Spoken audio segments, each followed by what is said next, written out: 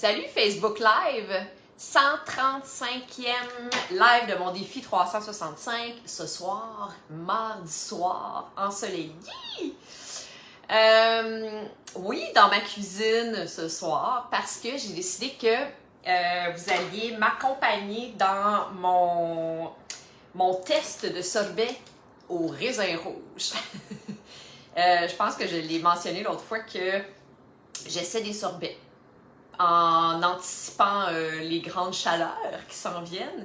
J'essaie de trouver des façons créatives de nous rafraîchir dans les jours estivales et j'adore le raisin rouge. Vraiment, je suis pas une fan de fruits. J'ai jamais vraiment...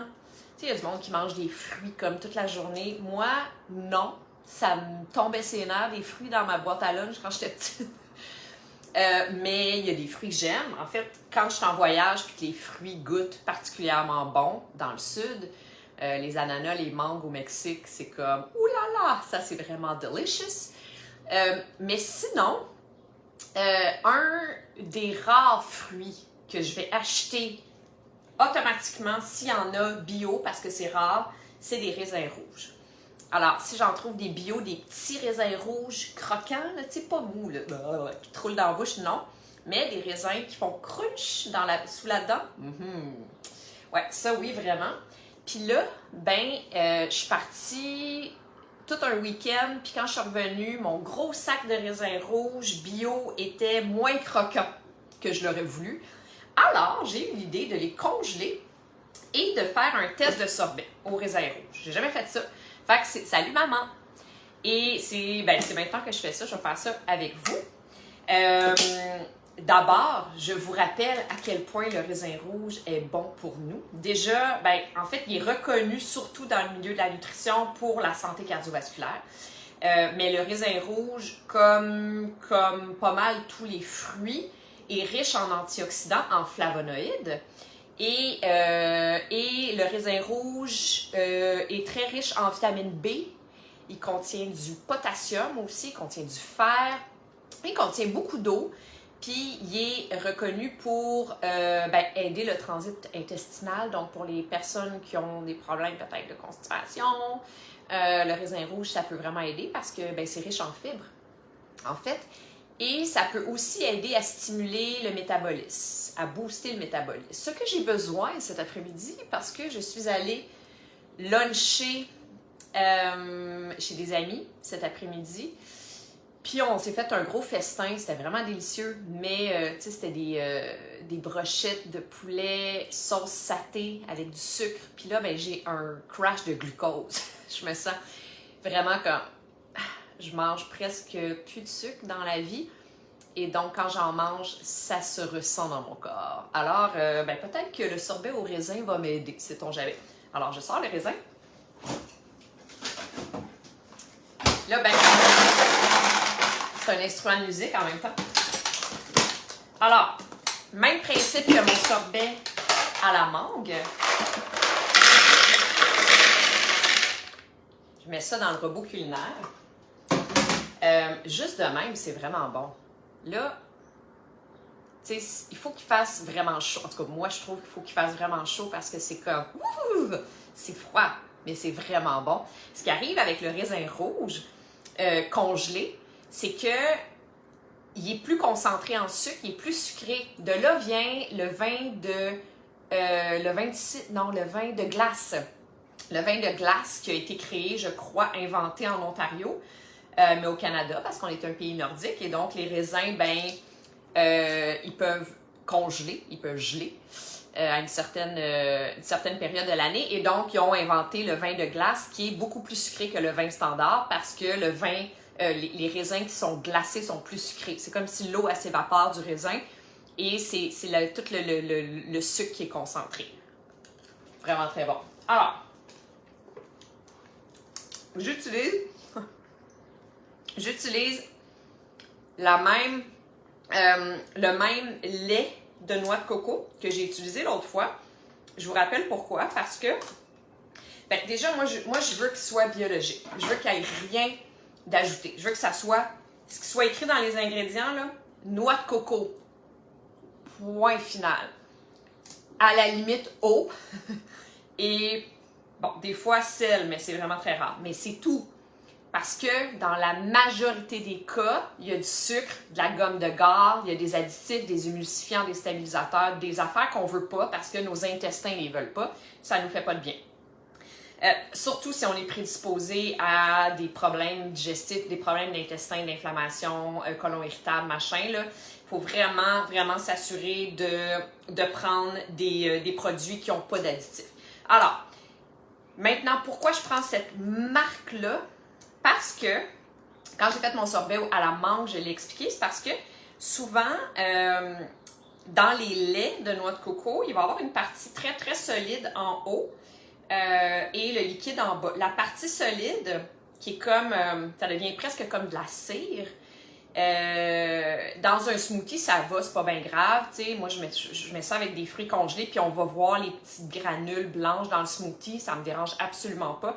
Mais dans le sorbet, je veux pas qu'il y ait de cristaux, je veux que ça soit le plus onctueux possible, le plus doux sous la bouche, sous la dent, sur la langue, sous le palais, tout ça, là. Et un des rares que j'ai trouvé, qui est vraiment crémeux et onctueux déjà, et qui n'a pas cette espèce de capuche de cire en haut, c'est cette marque-là. Si vous en trouvez d'autres, si vous en connaissez d'autres, s'il vous plaît, partagez avec moi parce que j'en cherche. Donc, voilà, vous comprenez pourquoi j'ai acheté cette marque-là. Maintenant, je sucre, moi, c'est 3 ingrédients, hein, c'est pas compliqué. Fait que c'est le fruit congelé, c'est le lait de coco, puis un sucrant. Je l'ai déjà fait dans le passé avec du sirop d'érable, ou bien avec des sirops simples, avec des sirops. Là, j'essaie vraiment de me tenir le plus loin possible du sucre. Alors, j'y vais avec du stevia. C'est transformé. Alors, je vous explique parce que j'ai souvent des questions par rapport au stevia. Les gens ils me demandent souvent, mais pourquoi le stevia? Il y a toutes sortes de monde qui disent il y a des articles qui disent que c'est pas bon le stevia. Ce qui est pas bon dans le stevia, c'est quand il est transformé, puis c'est les additifs. C'est les affaires qu'on rajoute ou qu'on a besoin, les ingrédients pour transformer le produit. Parce qu'à la base, le stevia, c'est une feuille, c'est une plante. La feuille, elle est sucrée, elle a le goût du stevia, mais il n'y a pas de calories. C'est pas un sucre, c'est vraiment pas considéré comme un sucre, c'est une plante qui goûte près du goût du sucre, mais c'est le sucre qu'on priorise, nous, en santé intégrative, vraiment, parce que il n'y a aucun sucre. La seule affaire, c'est qu'il faut essayer de le trouver le moins transformé possible. Ça, c'est transformé. Mais malheureusement, je n'ai pas de feuilles de stevia dans mon potager encore, éventuellement peut-être. Mais donc, fait que c'est ça. Mais tu sais, on lit quand même les ingrédients, on essaie de s'assurer qu'il n'y a pas trop d'ingrédients. Tu sais, il y a de l'alcool dans ce cas-ci. Ben, dans la majorité des cas, quand on les prend en liquide comme ça, il y a de l'alcool, ce qui n'est pas fameux. On choisit nos combats. Puis, quelques gouttes seulement, ça en prend vraiment pas beaucoup de stevia. De toute façon, je vous l'ai déjà dit, le raisin rouge, il est vraiment plus sucré que quand on le mange pas congelé. Quand il est congelé, il devient plus sucré. Alors, maintenant, je viens mettre la partie la plus crémeuse de mon lait de coco. Là, en ce moment, j'y vais au pif. Je fais un test avec vous. Si c'est un succès et que j'aime ça, je vais le publier. Je vais en faire une recette puis je vais la publier. Je pourrais mettre des fines herbes. Tu sais, je regardais dans mon potager tantôt et je me disais, qu'est-ce que je pourrais mettre? De la menthe. Mais tu sais, si j'avais fait un sirop simple, je l'aurais parfumé au romarin. Un sorbet au raisin rouge et romarin, je suis convaincue que c'est délicieux. Mais non, fait que, je ne vais pas mettre des épines de romarin là-dedans, ça ne sera pas agréable. Ça se peut que ça soit trop fort, en tout cas, ça me tente pas. Fait que je vais y aller le plus vierge possible, mais sachez que c'est possible. Si vous avez envie de le parfumer, vous pourriez mettre du basilic, genre. Alors, on y va, on croise nos doigts.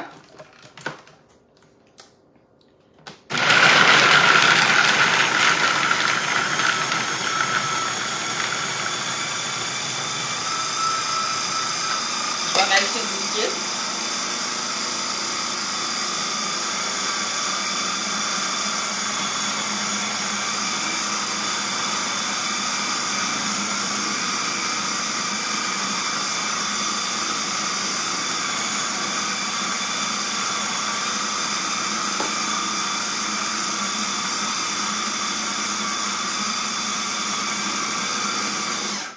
pense que je vais avoir besoin de le gratter un petit peu.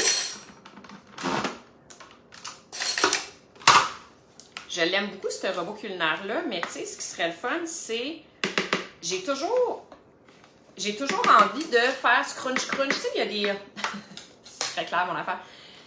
Tu sais, comme s'il y avait une palette dans le fond pour venir bouger tout ça, mais d'à partir du fond. Tu sais, ça doit exister, non? En tout cas, ça me tentait de dire ça. Si jamais vous en connaissez, encore une fois, n'hésitez pas à partager avec moi.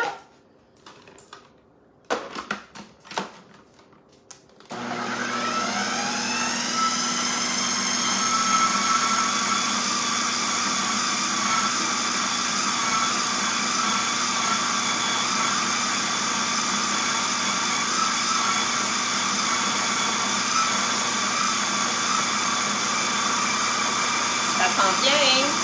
Patience. On y arrive.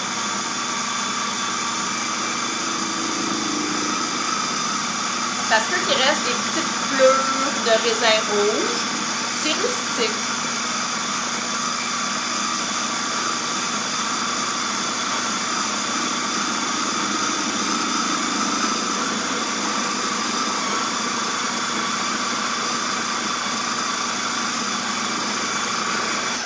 Je vais gratter une dernière fois, mais on y est presque là. Ça sent bien là.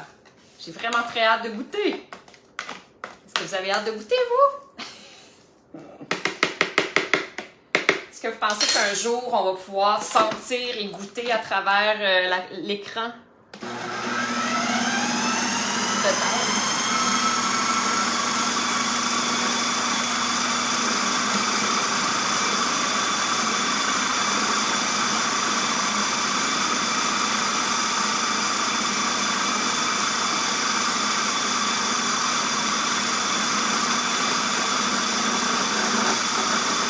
J'ai comme l'impression que ça va être bon. Qu'est-ce que vous en pensez? Est-ce que vous pensez que ça va être bon? Thumbs up ou non, thumbs down? Oups. Je parle trop.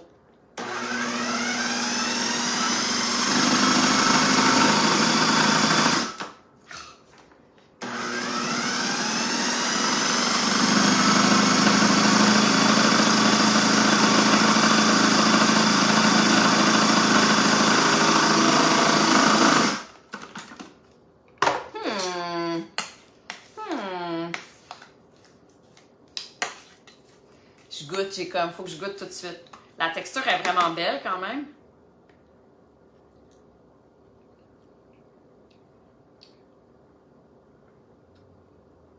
C'est vraiment bon. C'est vraiment bon, mais c'est peut-être pas assez sucré. Alors, qu'est-ce que je vais faire? Je vais rajouter 2 petites gouttes de stevia.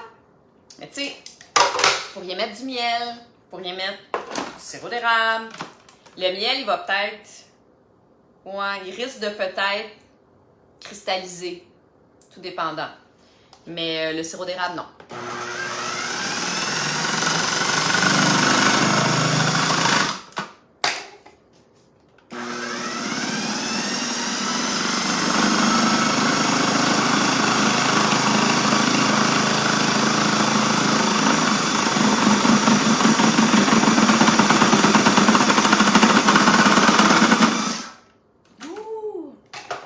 Bon, alors je vous montre.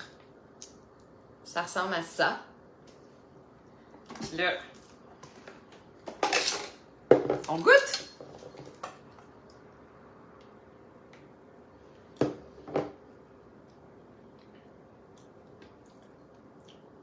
C'est tellement bon. Sérieux. C'est vraiment bon. Mais ce que je vais faire, je vais le retourner au congélateur comme genre 10 minutes. Je m'en allais dire dans le sucre. Ouais, quand même, parce que je ne vais pas le figer complètement. Yummy! Mais, puis après ça, je vais le repartir. Je vais y redonner une dernière shot de moteur parce que je le veux vraiment super onctueux. Je veux qu'il soit comme vraiment comme riche, crémeux. Puis là, il reste de la peau, c'est normal, de la peau des raisins. Fait que je veux essayer de vraiment le défaire le plus possible. Là, tu sais, j'aurais pu enlever la peau des raisins, là, mais j'ai pas cette patience-là. Si vous l'avez, good for you. Mais les polyphénols, la majorité des polyphénols, des flavonoïdes, se trouvent dans la peau. Donc, on la veut, c'est rempli de bienfaits et d'antioxydants. C'est tellement bon! On dirait que plus j'en mange, plus c'est bon. Ah oui, ok, c'est vraiment, vraiment bon. Ok. Hey! Merci d'être avec moi, d'avoir été avec moi. Est-ce que vous avez envie de goûter? Je vous donnerai pas mon adresse, mais ben, il va falloir que vous le fassiez. Ou bien peut-être que je vais ouvrir un stand de sorbet cet été. Sait-on jamais. Alors voilà, les amis, n'oubliez pas, raisin rouge rempli d'antioxydants, vitamine B, potassium, flavonoïdes, c'est bon pour le transit intestinal, c'est super pour la santé cardiovasculaire. Ça aide à baisser le taux de sucre dans le sang, à stimuler le métabolisme et je suis sûre qu'il y a d'autres choses. Bref, c'est bon pour la santé. Mangez-en donc. En plus, c'est bon au goût. Mais ça fait partie des 12 dirty ingredients du EWG, qui est le Environmental Working Group, ce qui veut dire que les raisins font partie des 12 aliments qui sont le plus infectés par les insecticides, pesticides. Alors, si vous avez des ingrédients à choisir, achetez biologique, le raisin en fait partie. Biologique, biologique, biologique. Ne donnez pas des pesticides à vos organes, à votre organisme. Il ne sera pas content, puis vous allez le savoir. Alors voilà, bonne soirée, à demain tout le monde!